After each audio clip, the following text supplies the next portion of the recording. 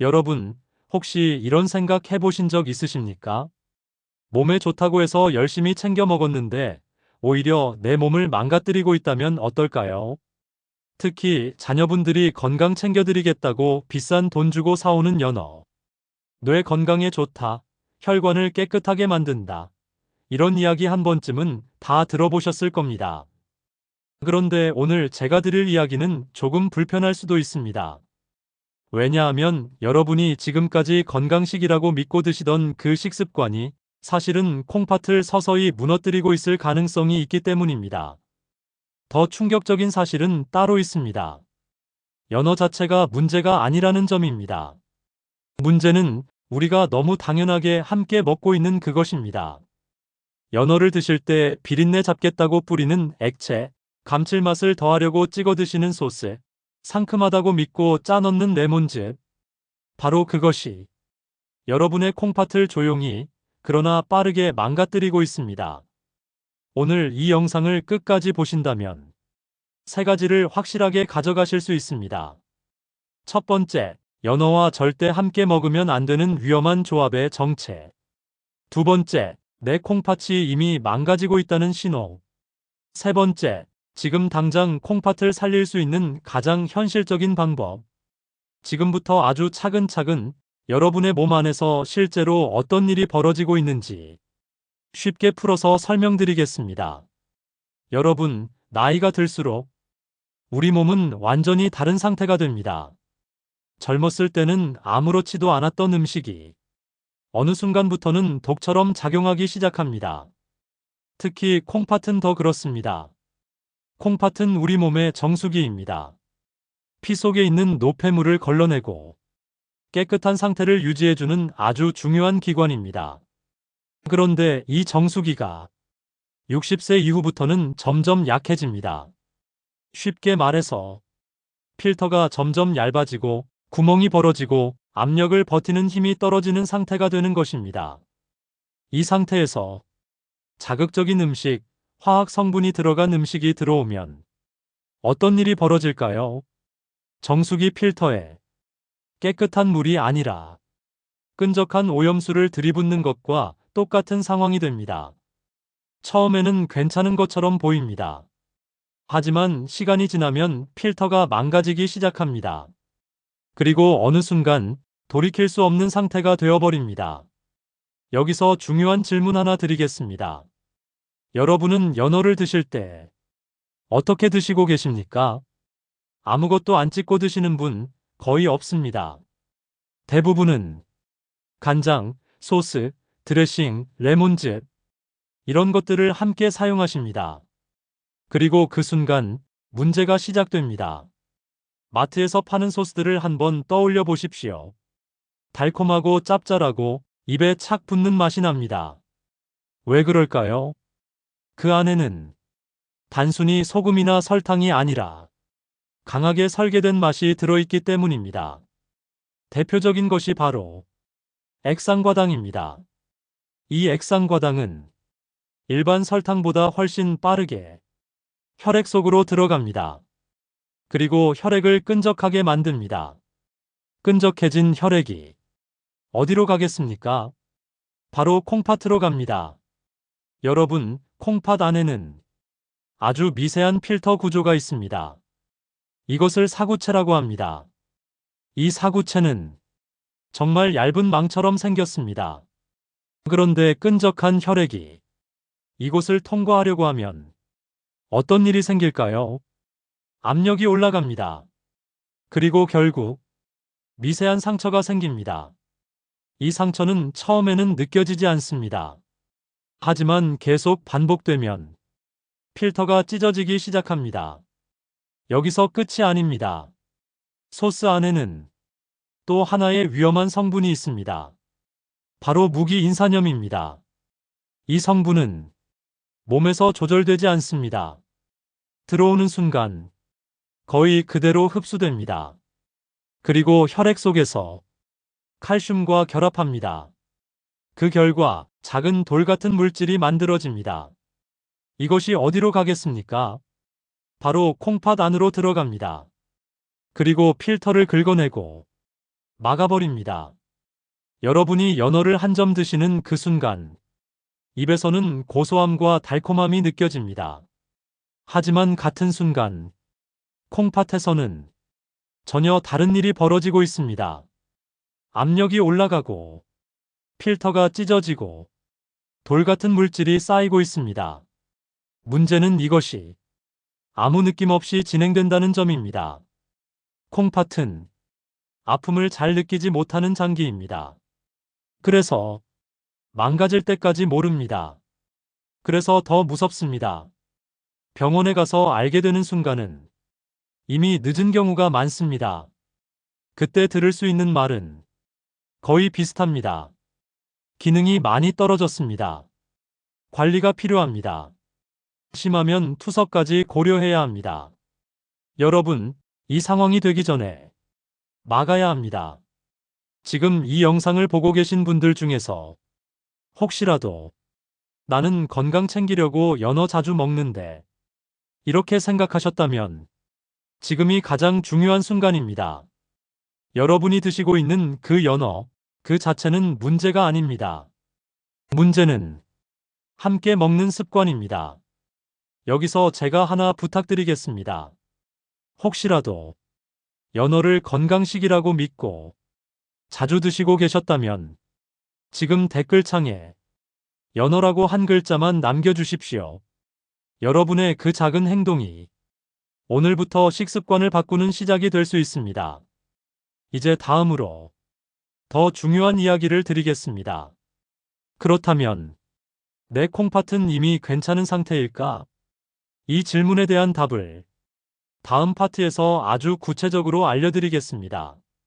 아침에 얼굴이 붓는 이유, 소변에 거품이 생기는 이유, 이 모든 것이 사실은 여러분의 콩팥이 보내는 마지막 신호일 수 있습니다.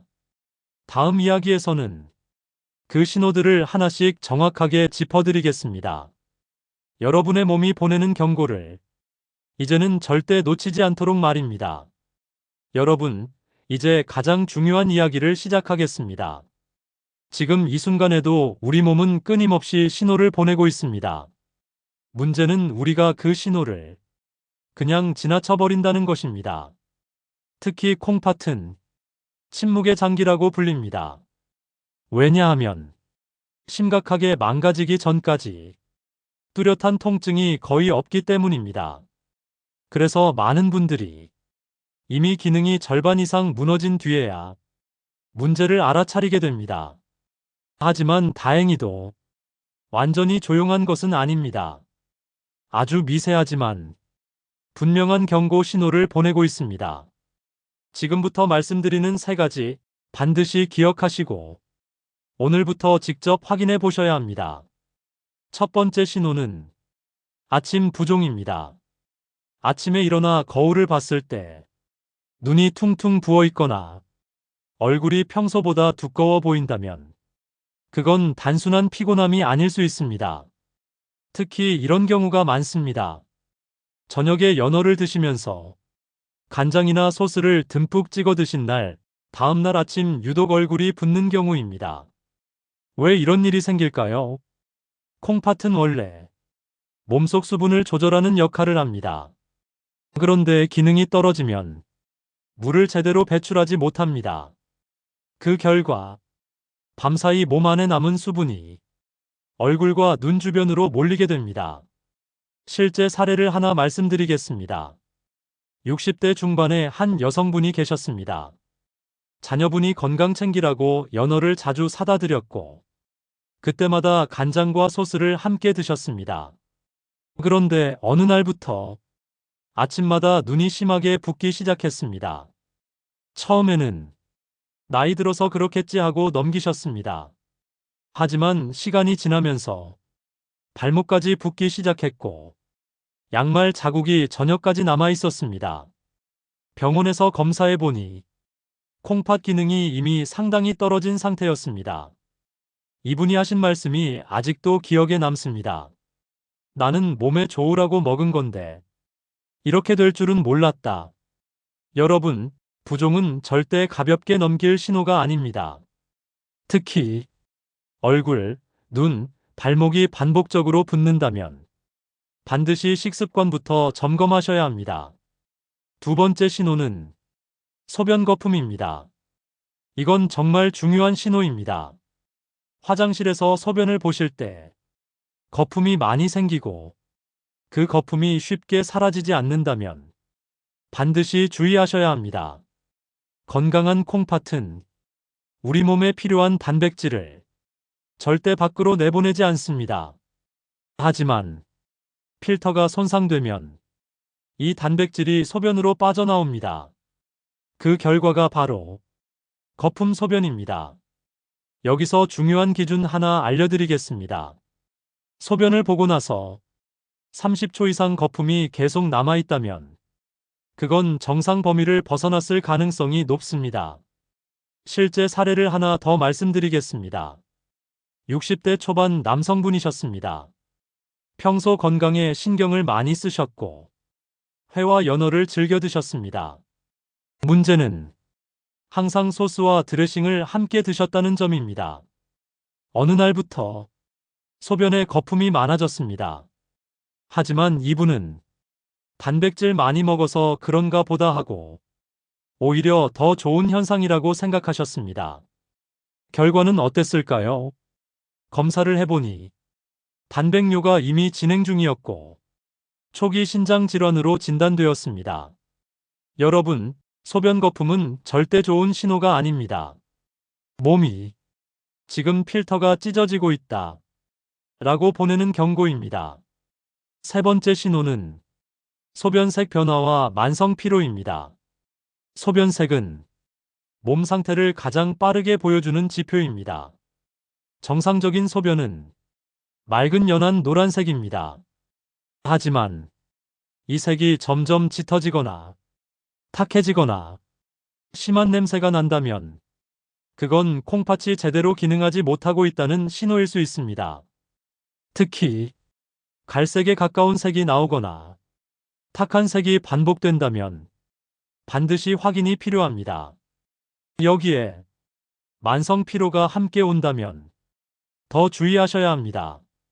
충분히 쉬었는데도 몸이 계속 무겁고 기운이 없는 상태, 이건 단순한 나이 문제가 아닐 수 있습니다. 왜 이런 일이 생길까요? 콩팥이 제 역할을 못하면 혈액 속 노폐물이 쌓입니다. 그 노폐물이 온몸을 돌아다니면서 피로를 만들어냅니다. 실제 사례를 하나 더 말씀드리겠습니다. 60대 후반의 남성분이셨습니다. 항상 피곤하고 아침에 일어나도 개운하지 않다고 하셨습니다. 식사는 잘하셨습니다. 특히 건강식이라고 생각해서 연어 샐러드를 자주 드셨습니다. 문제는 그 샐러드 위에 뿌리는 드레싱이었습니다. 달콤한 드레싱을 거의 매일 드셨습니다. 결과는 신장 기능 저하였습니다. 이분도 같은 말씀을 하셨습니다. 나는 건강하게 먹고 있다고 생각했는데. 여러분, 이 세 가지는 절대 우연이 아닙니다. 아침 부종, 소변 거품, 소변색 변화와 피로. 이 세 가지가 반복된다면 몸은 이미 강하게 신호를 보내고 있는 상태입니다. 여기서 제가 하나 아주 중요한 행동을 제안드리겠습니다. 지금 이 영상을 보고 계시다면 오늘 밤 그리고 내일 아침 딱 두 가지만 확인해 보십시오. 하나는 아침 얼굴 상태, 또 하나는 소변 상태입니다. 이 두 가지를 확인하는 것만으로도 여러분은 이미 절반 이상의 예방을 시작하신 것입니다. 그리고 지금 바로 하나 더 실천해 보시겠습니까? 댓글창에 물이라고 한 글자 남겨주십시오. 그리고 이 영상을 보는 즉시 자리에서 일어나 따뜻한 물 한 잔을 천천히 드셔보십시오. 이건 단순한 행동이 아닙니다. 여러분의 뇌에 이제부터 몸을 바꾼다는 신호를 주는 가장 강력한 시작입니다. 이제 다음 이야기에서는 더 중요한 내용을 말씀드리겠습니다. 그렇다면 이 상태에서 어떻게 회복해야 할까? 단순히 피하는 것만으로는 부족합니다. 실제로 콩팥을 살리는 방법을 구체적으로 알아야 합니다. 다음 내용에서는 지금 당장 실천할 수 있는 가장 현실적인 3단계 해결법을 하나씩 자세하게 알려드리겠습니다. 여러분, 이제 가장 중요한 마지막 이야기입니다. 지금까지 우리는 무엇이 문제인지, 그리고 몸이 보내는 경고 신호가 무엇인지 확인했습니다. 이제 남은 질문은 단 하나입니다. 그래서 지금부터 무엇을 해야 하는가? 많은 분들이 여기서 실수를 합니다. 무언가를 더 먹으려고 합니다. 좋다는 영양제를 찾고 비싼 건강식품을 추가합니다. 하지만 콩팥 건강에서 가장 중요한 원칙은 정반대입니다. 더하는 것이 아니라 빼는 것입니다. 지금부터 제가 말씀드리는 3가지 방법은 어렵지 않습니다. 하지만 제대로 실천하면 여러분의 콩팥 상태를 눈에 띄게 바꿔놓을 수 있습니다. 첫 번째 단계는 과감하게 끊는 것입니다. 여러분의 주방을 한번 떠올려 보십시오. 냉장고 문을 열었을 때 연어 옆에 항상 함께 있는 것들, 간장, 드레싱, 소스, 레몬 모양의 액체, 달콤한 양념들. 이것들이 바로 문제의 시작입니다. 이걸 조금 줄이는 정도로는 부족합니다. 완전히 끊어야 합니다. 왜냐하면 이건 단순한 음식이 아니라 습관이기 때문입니다. 실제 사례를 하나 말씀드리겠습니다. 60대 초반 여성분이 계셨습니다. 콩팥 수치가 계속 나빠지고 있었고 병원에서는 관리를 권했습니다. 이분이 처음에는 소스를 조금만 줄여야지라고 생각하셨습니다. 하지만 결과는 같았습니다. 왜냐하면 조금씩이라도 계속 들어오는 당분과 인산염이 콩팥에 계속 부담을 줬기 때문입니다. 그래서 이분이 결단을 내렸습니다. 냉장고에 있던 가공 소스를 전부 정리했습니다. 그리고 딱 2주가 지나자 아침 부종이 눈에 띄게 줄어들었습니다. 여러분, 콩팥은 생각보다 빠르게 반응합니다. 조건 하나만 있습니다. 독소가 더 이상 들어오지 않아야 한다는 것입니다. 두 번째 단계는 자연으로 바꾸는 것입니다. 많은 분들이 이렇게 말씀하십니다. 그럼 맛이 없어서 못 먹어요. 그래서 필요한 것이 대체 방법입니다. 연어를 드실 때 가장 간단하면서도 효과적인 방법이 있습니다. 바로 진짜 레몬입니다. 플라스틱 병에 들어있는 레몬즙이 아니라 껍질 있는 생레몬입니다. 왜 이것이 중요한지 설명드리겠습니다. 레몬에는 구연산이라는 성분이 들어있습니다. 이 구연산은 콩팥에서 결석이 생기는 것을 막아주고 이미 생긴 미세한 침전물도 흐르게 도와주는 역할을 합니다. 또한 혈액을 맑게 만들어 콩팥으로 들어가는 부담을 줄여줍니다. 사용 방법은 아주 간단합니다.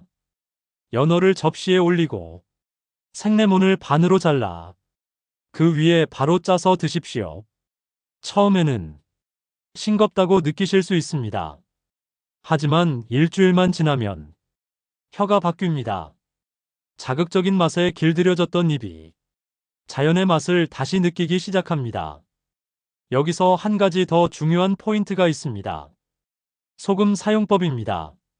정제된 소금 대신 천일염이나 전통 발효 간장을 아주 소량만 사용하는 것이 좋습니다. 핵심은 양입니다. 많이 넣는 순간 다시 부담이 됩니다. 세 번째 단계는 콩팥을 도와주는 환경을 만드는 것입니다. 여러분, 연어만 드시면 안 됩니다. 연어는 단백질이 풍부합니다. 하지만 단백질이 분해될 때 노폐물도 함께 만들어집니다. 이 노폐물을 처리하는 것이 바로 콩팥입니다. 그래서 반드시 도와주는 음식이 함께 들어가야 합니다. 가장 좋은 것이 십자화과 채소입니다. 브로콜리, 양배추, 케일. 이 3가지를 꼭 기억하십시오. 이 채소들에는 강력한 항산화 성분이 들어 있습니다. 특히 콩팥 염증을 줄이고 세포 손상을 막아주는 역할을 합니다. 실천 방법을 구체적으로 알려드리겠습니다. 연어를 드실 때 접시의 절반은 채소로 채우십시오. 예를 들어 연어 한 조각을 드신다면 브로콜리 한 줌, 양배추 한 줌을 반드시 함께 드시는 것입니다. 이렇게 하면 단백질에서 나오는 부담을 채소가 분산시켜 줍니다. 여기서 아주 중요한 네 번째 습관을 추가하겠습니다. 식사 전 따뜻한 물 한 잔입니다. 이건 정말 간단하지만 효과가 큽니다. 따뜻한 물은 혈액을 묽게 만들어줍니다. 끈적한 혈액이 아니라 부드럽게 흐르는 혈액이 콩팥을 통과하게 만드는 것입니다. 실제로 식사 전에 따뜻한 물을 마시는 습관만으로 소변 상태가 좋아지는 분들도 많습니다. 방법은 간단합니다. 식사 10분 전에 따뜻한 물 한 잔을 천천히 마시면 됩니다. 정리해드리겠습니다. 지금 당장 실천해야 할 4가지입니다. 첫째, 가공소스 완전히 끊기. 둘째, 생레몬으로 대체하기. 셋째, 채소를 반드시 함께 먹기. 넷째, 식사 전 따뜻한 물 한 잔. 이 4가지만 지켜도 여러분의 콩팥은 분명히 달라지기 시작합니다. 여기서 마지막으로 아주 중요한 말씀을 드리겠습니다. 콩팥은 한번 망가지면 끝이라는 말을 많이 들으셨을 겁니다. 하지만 완전히 틀린 말은 아니지만 완전히 맞는 말도 아닙니다. 이미 손상된 부분은 돌아오기 어렵습니다. 하지만 더 나빠지는 것을 막고 남아있는 기능을 지키는 것은 충분히 가능합니다. 그리고 그 시작은 오늘 식탁에서부터입니다. 여러분께 하나만 부탁드리겠습니다. 오늘 이 영상을 끝까지 보셨다면 지금 이 순간 나는 바꾸겠다라고 스스로에게 약속해 보십시오. 그리고 댓글창에 약속이라고 남겨주십시오. 그 한 글자가 여러분의 행동을 바꾸는 시작이 됩니다. 마지막으로 꼭 기억하십시오. 건강은 비싼 음식을 먹는 것이 아니라 잘못된 것을 끊는 데서 시작됩니다. 여러분의 콩팥은 지금 이 순간에도 묵묵히 여러분을 위해 일하고 있습니다. 이제는 여러분이 그 콩팥을 지켜주셔야 할 차례입니다. 오늘 내용이 도움이 되셨다면 주변에 꼭 공유해 주시고 사랑하는 가족을 지키는데 함께 해주시길 바랍니다. 여러분의 건강한 내일을 진심으로 응원합니다. 지금까지 건강이 필요해였습니다. 감사합니다.